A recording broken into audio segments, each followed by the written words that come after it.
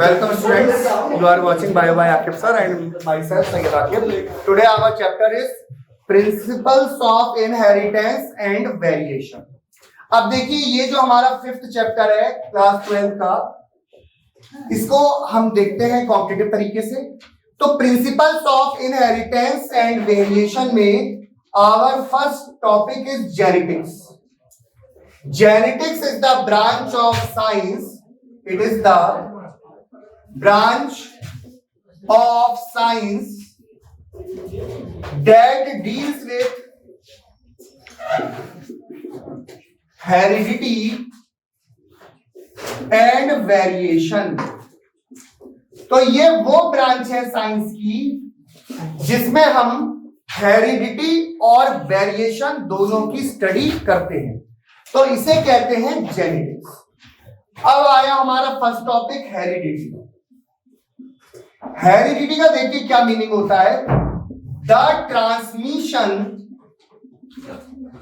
Of character, character का transmission होना, character को हम ट्रेड भी कहते हैं, फ्रॉम पेरेंट्स टू ऑफस्प्रिंग। तो हमारा कैरेक्टर का ट्रांसफर होना पेरेंट्स से ऑफस्प्रिंग में, या हम इसको ऐसा कह सकते हैं कि from one generation to another generation. तो जो भी ट्रेट या कैरेक्टर होते हैं ये पास होते हैं from one generation to another generation. तो इस चीज को हम कहते हैं हेरिडिटी, और इस प्रोसेस को, जो कैरेक्टर का ट्रांसमिट होना है, इस प्रोसेस को हम कहते हैं इनहेरिटेंस। तो inheritance is the process through which characters are transmitted from one generation to another generation, और traits are transmitted from one generation to another. इसमें दूसरी चीज आती है वेरिएशन। देखिए वेरिएशन का मीनिंग होता है द डिग्री ऑफ चेंज। जो चेंजेस आते हैं हम लोगों के अंदर उसे हम कहते हैं वेरिएशन। और वेरिएशन जनरली जो आता है वो आता है सेक्सुअल रिप्रोडक्शन से। सेक्सुअल रिप्रोडक्शन में क्योंकि डिफरेंट क्रोमोसोम होते हैं मेल और फीमेल के, और जो जाइगोट बनता है दोनों की मीटिंग से बनता है, तो इसमें क्या आता है बेटा, इसमें वेरिएशन आता है, चेंजेस आते हैं। Changes are beneficial for survival. Variation से आप ज्यादा टाइम तक सर्वाइव कर सकते हो। वेरिएशन आपका कंटिन्यूटी ऑफ स्पीसीज है, एक स्पीसीज को पास करवा रहा है, ठीक है, आगे तक। वेरिएशन से आपका यहां पे क्या होता है कि हमारे अंदर हमें बेनिफिट होता है कि हम एनवायरनमेंट में सरवाइव कर सकें। ह्यूमन को वेरिएशन के बारे में बहुत मतलब बिफोर क्राइस्ट ही पता चल चुका था। 800 से 1000 बिफोर क्राइस्ट पहले ही ह्यूमंस को वेरिएशन के बारे में पता चल चुका था, और हम डिफरेंट क्रॉप्स को आपस में सेक्सुअली रिप्रोड्यूस करवाते हैं। तो इन्हीं दोनों की स्टडी को मिला के हम कहते हैं जेनेटिक्स। तो यहां पे जेनेटिक्स के बारे में हम और डिटेल में जानते हैं, ठीक है। तो जेनेटिक्स के देखिए पता करते हैं कि फादर कौन थे। तो देखिए जो फादर थे जेनेटिक्स के, जिन्होंने जेनेटिक्स की शुरुआत करी, उनका नाम था ग्रीगर जॉन मेंडल। ये ग्रीगर जॉन मेंडल जो फादर थे जेनेटिक्स के, ये 1822 को बॉर्न हुए और 1884 को इनकी डेथ हुई। लेकिन इनका जो मेन वर्क था वो हुआ 1856 से लेके 1863। ये जो 7 इयर्स थे, इन्होंने 7 ईयर पाइसम सटाइवम को चूज करा, जिसे हम पी कहते हैं। अब क्वेश्चन ये बनता है कि इन्होंने पी को ही क्यों चूज करा। देखिए मटर का जो फ्लावर होता है वो एक बाइसेक्सुअल फ्लावर होता है, और बाइसेक्सुअल के साथ साथ वो एक्सपोज्ड है, मतलब उसमें सेल्फ पॉलिनेशन भी हो सकती है और क्रॉस पॉलिनेशन भी हो सकती है। सेकंड कि जो ये आपकी मटर होती है, इसकी शॉर्ट लाइफ साइकिल होती है, ये आसानी से फ्रूट को प्रोड्यूस करती है। तो इनकी लाइफ साइकिल क्या है, बहुत शॉर्ट है और ये इजीली क्या करती है आपकी, आप इसकी कई सारी जनरेशन को ऑब्जर्व कर सकते हैं, क्योंकि इन 7 सालों में इन्होंने तो बहुत सारी जनरेशन मटर की ऑब्जर्व की होगी। अच्छा, मटर क्या होता है, इजी टू हैंडल, आप खेत में उसको आसानी से हैंडल भी कर सकते हैं, क्योंकि जो मेंडल थे वो खुद एक प्रीस्ट थे और आपको मालूम है जो प्रीस्ट होते हैं उनके घर के आगे गार्डन से होते हैं, उसी गार्डन में ये आसानी से मटर को ग्रो करा दिया करते थे और इजीली उसका रिजल्ट को देख लिया करते थे। अब यहां पे एक और बात आती है, इनका जो वर्क था जो इन्होंने 7 साल किया 1856 से लेके 1863 तक, इसे पब्लिश किया 1865 में। तो इनका जो वर्क पब्लिश हुआ है वो 1865 में हुआ है, लेकिन ये वो इंसान थे जिन्हें रिस्पेक्ट नहीं मिली, मतलब इनका वर्क पब्लिश तो हुआ लेकिन रिकॉग्नाइज्ड नहीं हुआ, मान्यता नहीं मिली, इज्जत नहीं मिली। इनका वर्क दोबारा पब्लिश 1900 में हुआ, शेमार्क, कॉरेंस और हुगो डी व्रीस ने करा और उसके बाद पता चला कि जो मेंडल बता के गए हैं वो सही बता के गए, क्योंकि इन्होंने अपने रिसर्च में मैथमेटिक्स का यूज किया, इन्होंने अपने रिसर्च में स्टैटिक्स का यूज किया, इन्होंने बहुत लार्ज नंबर में सैंपल लिए और साथ ही साथ इन्होंने इसमें लॉ दिए। तो लॉ जब दिए जाते हैं तो एक फिक्स बात बोली जाती है, अगर आप जनरली कोई डाटा वगैरह दे रहे हैं, लॉ दे रहे हैं, तो कहीं ना कहीं आप एक फिक्स बात बोल रहे हैं, लेकिन इनकी किस्मत कह लिए या इनकी जो है बैड लक है कि इनका वर्क पब्लिश नहीं हो सका और वर्क इनका 1900 में पब्लिश हुआ। लेकिन इनका जो आपका रिसर्च था, रिसर्च में इन्होंने बहुत लार्ज नंबर ऑफ सैंपल लिया, रैंडमली क्रॉस कराया मटर को और लॉ दिए, इन्होंने जो है एक डाटा दिया, स्टैटिक्स यूज करी, तो कहीं ना कहीं इनका वर्क में पोटेंशियल था।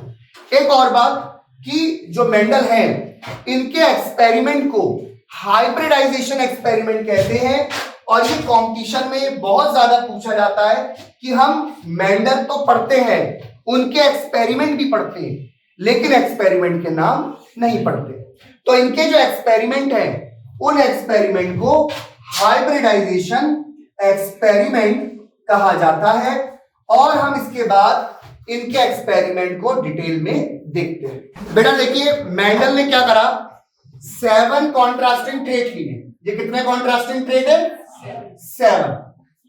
तो ये जो 7 कॉन्ट्रास्टिंग ट्रेट लिए मेंडल ने, तो कॉन्ट्रास्टिंग का मतलब होता है कंपेयरिंग, जहां पे अपोजिट कैरेक्टर होते हैं। तो मेंडल ने 7 तो कॉन्ट्रास्टिंग ट्रेट लिए और 14 ट्रू ब्रीडिंग वैरायटी ली। ट्रू ब्रीडिंग या आप ऐसा कह सकते हो प्योर वैरायटी, है ना। तो जो प्योर वैरायटी होती है वो आपकी होमोजाइगस होती है। ट्रू ब्रीडिंग वैरायटी ली इसने, प्योर वैरायटी ली 14, इसने प्योर वैरायटी ली किसकी? पी की, और उसमें कितने ट्रेट देखे? 7 कॉन्ट्रास्टिंग ट्रेट। अब देखो बेटा, इन ट्रेट को याद करना बहुत ही सिंपल है। यहां मैंने करेक्टर लिखे हुए हैं जिसको ट्रेट कहते हैं, एक होगा डोमिनेंट और एक होगा रिसेसिव। जैसे फॉर एग्जांपल आपके घर में जब फादर होते हैं तो फादर डोमिनेंट है तो उस समय बच्चे क्या करते हैं? बहुत शरीफ बन के बैठ जाते हैं, बुक्स निकाल लेते हैं पढ़ने के लिए, ठीक है, ऐसा दिखाते हैं कि हम दिन भर पढ़ने वाले बच्चे हैं। लेकिन जब फादर चले जाते हैं तो वो अपनी एक्टिविटीज में इन्वॉल्व हो जाते हैं, क्योंकि फादर क्या है? डोमिनेंट, और आप क्या हो? रिसेसिव। तो जो अपने आप को एक्सप्रेस करे आप उसको डोमिनेंट कहते हैं, और जो डोमिनेंट के सामने अपने आप को एक्सप्रेस नहीं कर पाता आप उसको रिसेसिव कहते हैं। तो यहां पे स्टेम की हाइट ली, पहला ट्रेट, तो डोमिनेंट होगा टॉल और रिसेसिव होगा ड्राफ। दूसरा देखो, इसे याद करने का बहुत आसान तरीका है, flower 2 times, pod 2 times, seed 2 times.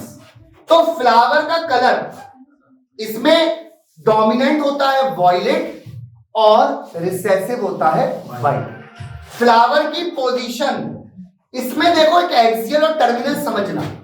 Axial का मतलब यह है कि उसमें अभी और फ्लावर निकलते रहेंगे एक्सियल पोजीशन में, और टर्मिनल का मतलब होता है बिल्कुल टर्मिनल पोजीशन, यहां आगे फ्लावर नहीं निकले।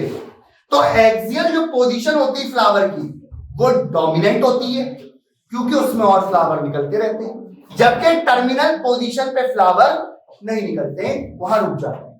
पॉड मतलब वो छिलका, जब भी नई ताजा करारी मटर आती है तो आप देखिए उसका जो पॉड होता है बेटा, उसका शेप ऐसा फुल होता है फुल, और देखने में कैसी होती है, ग्रीन। तो पॉड का जो कलर है वो ग्रीन है और पॉड का जो शेप है वो कैसा है, फुल। और थोड़े दिन बाद मटर जो होती है वो पीले रंग की पड़ जाती है और जो पॉड होता है बेटा वो भी ऐसा कंस्ट्रक्टेड हो जाता है। ठीक, अब बेटा देखो इसके बाद क्या है, यहां पे पॉड का कलर और पॉड के शेप के बाद सीड का शेप, नई ताजा करारी मटर का सीड का शेप क्या होगा, राउंड, और कुछ दिन होने के बाद मटर रिंकल पड़ जाएगी। इसी तरह सीड का कलर डोमिनेंट येलो है और रिसेसिव ग्रीन है। बच्चे यहां इन दोनों में कंफ्यूज होते हैं क्योंकि यहां दोनों में ग्रीन और येलो है, लेकिन जो पॉड है, पॉड का कलर डोमिनेंट ग्रीन और रिसेसिव येलो, जबकि सीड में, सीड के कलर में येलो डोमिनेंट और रिसेसिव ग्रीन है। तो ये 7 कॉन्ट्रास्टिंग ट्रेड मेंडल ने लिए। मेंडल ने 7 कॉन्ट्रास्टिंग ट्रेड को लिया और आपकी 14 प्योर ब्रीडिंग वैरायटी ली, ट्रू ब्रीडिंग वैरायटी ली, जिसे होमोजाइगस कहेंगे। अच्छा, मैं यहां पे तुम्हें कुछ कॉन्सेप्ट बताना चाह रहा हूं होमोजाइगस और हेटेरोजाइगस। जैसे फॉर एग्जांपल टॉल के जो एलईडी होते हैं वो कैपिटल टी होते हैं और ड्राफ्ट के जो एलईडी होते हैं वो स्मॉल टी होते हैं। जहां पे दोनों एलईडी एक जैसे हों, टॉल या ड्राफ्ट, तो यहां पे हम इस चीज को होमोजाइगस कहेंगे। एक होता है हेटेरोजाइगस टॉल, ये अभी आप आगे देखेंगे। तो यहां पे एक कैपिटल और एक स्मॉल होता है, ये हेटेरोजाइगस है, और जहां पे दोनों एक जैसे हैं उसे आप कहोगे होमोजाइगस। तो ये 7 आपके वैरायटी ले ली, कॉन्ट्रास्टिंग ट्रेड की मेंडल ने। इसके आगे हम मेंडल की क्रॉस देखते हैं। अब देखते हैं बेटा मेंडल ने क्रॉस कैसे करी। जरा मेंडल की क्रॉस को बेटा बहुत अच्छे से देखना और उसके बाद इसके ऑब्जर्वेशन, इसके कंक्लूजन, वो भी हम जाएंगे। तो बेटा देखो मेंडल ने जो क्रॉस करी उसने यहां पे टॉल लिया और टॉल को उसने क्रॉस कराया बेटा ड्राफ्ट के साथ। तो टॉल को किसके साथ क्रॉस कराना है, ड्राफ्ट के साथ।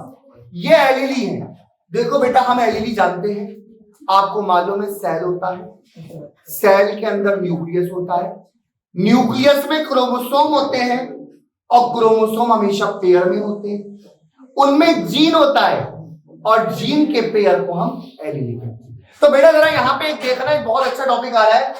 ये हमारा सेल है, ये सेल के अंदर न्यूक्लियस है, ये न्यूक्लियस के अंदर क्रोमोसोम है, इस क्रोमोसोम में जीन है और जीन की अलग अलग पोजीशन को एलईडी कहते हैं। ठीक, तो ये यहां पे क्रॉस कराते हैं।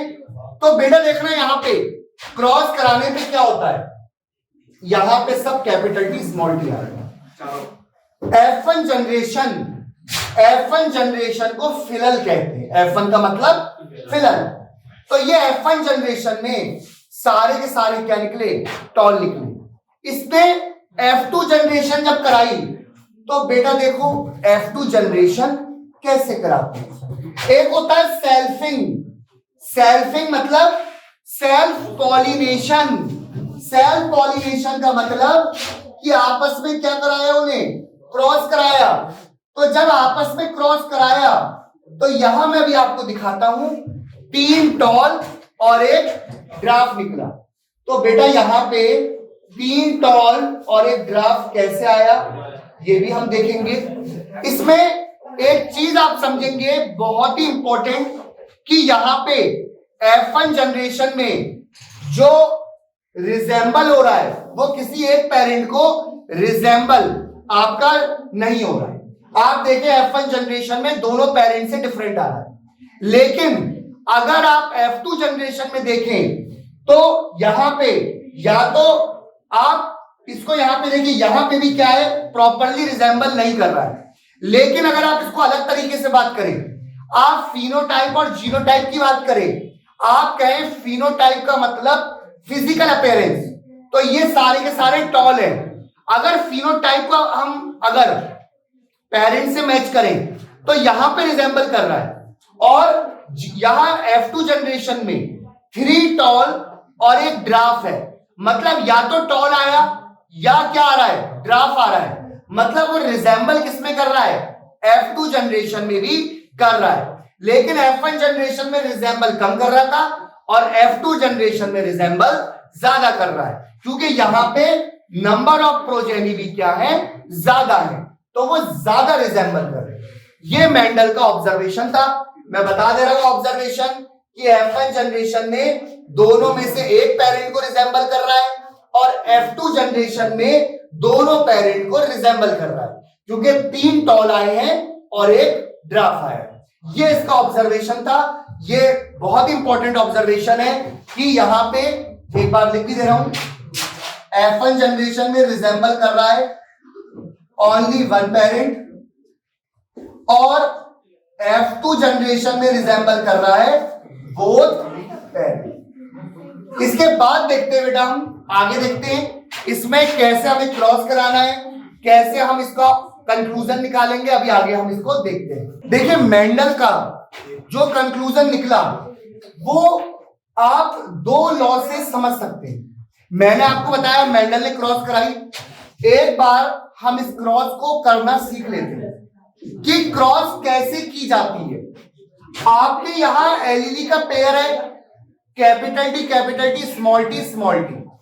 यहां पे जो कैपिटल टी है इसे हम इस स्मॉल टी के साथ क्रॉस करेंगे तो आएगा कैपिटल टी स्मॉल टी। ये जो कैपिटल टी है इस कैपिटल टी को इस स्मॉल टी के साथ करेंगे तो आएगा कैपिटल टी स्मॉल टी।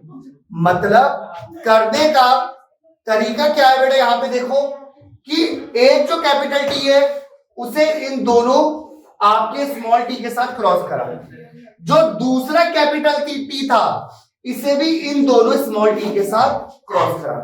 तो बिल्कुल सिंपल प्रोसेस है, capital T small T, capital T small T, capital T small T, capital T small T. ये जो जनरेशन निकली ये आपकी F1 जनरेशन निकली, जिसको आप फिलहाल 1 जनरेशन कहेंगे। इसके बाद जब हमने इसकी सेल्फिंग करी, क्रॉस कराया, सेल्फ पॉलिनेशन करा इसका, तो यहां पे हमने दोनों कैपिटल टी स्मॉल टी ये हमने पेरेंट ले लिए, और जब इसे क्रॉस करा तो कैपिटल टी और कैपिटल टी आया, कैपिटल टी और स्मॉल टी आया, कैपिटल टी स्मॉल टी और स्मॉल टी स्मॉल टी। ये हमारी F2 जनरेशन निकली, जिसे आप फिलहाल 2 जनरेशन कह सकते हैं। F1 जनरेशन में ये सब टॉल थे, आपको मालूम है F1 जनरेशन में ऑल आर टॉल, सारे के सारे टॉल हैं, तो मतलब वो एक पेरेंट को रिजेंबल कर रहे हैं।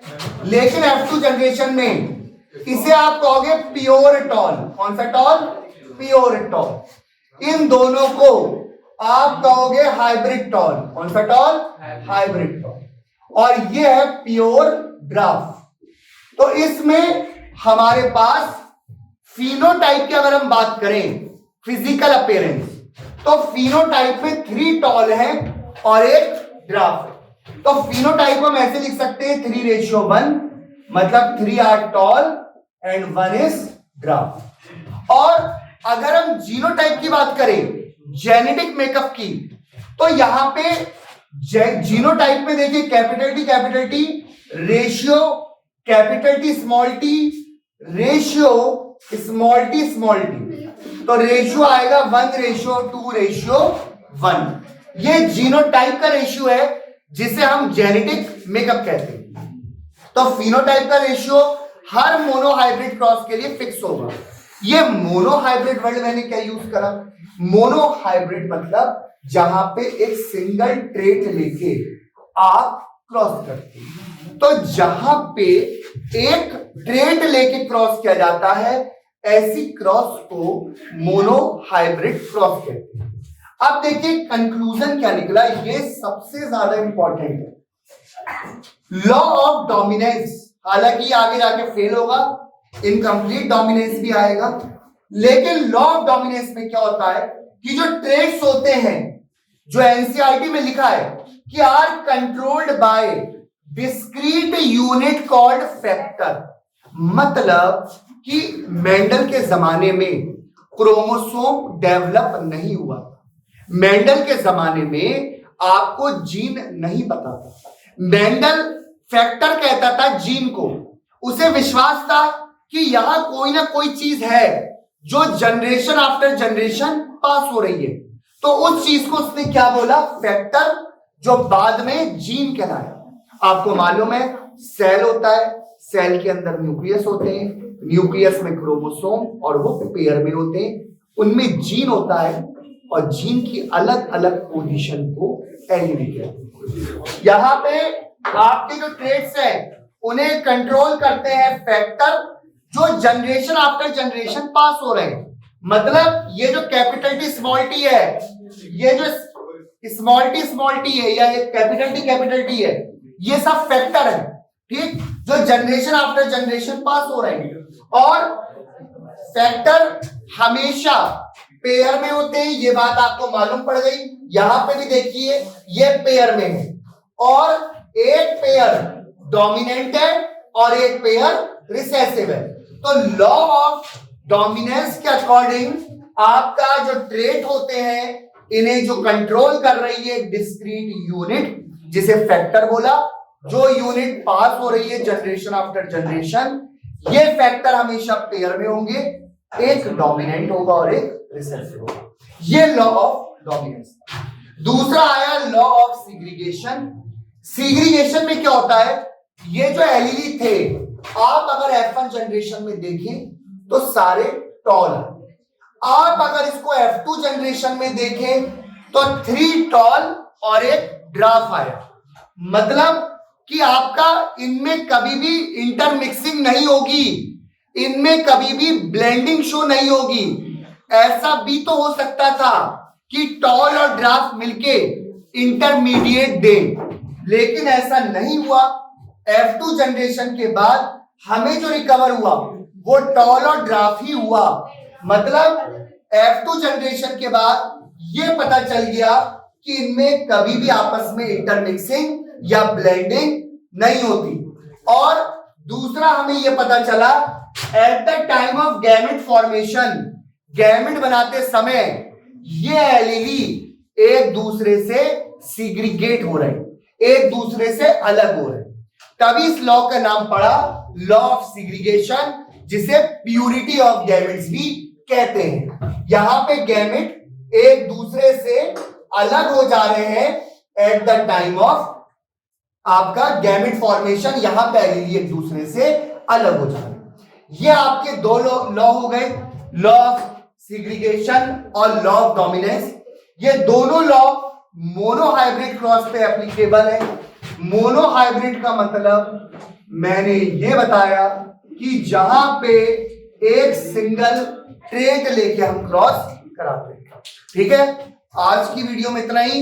देखते रहिए और अभी तक बेल आइकन पे क्लिक नहीं किया है तो क्लिक कर दीजिए।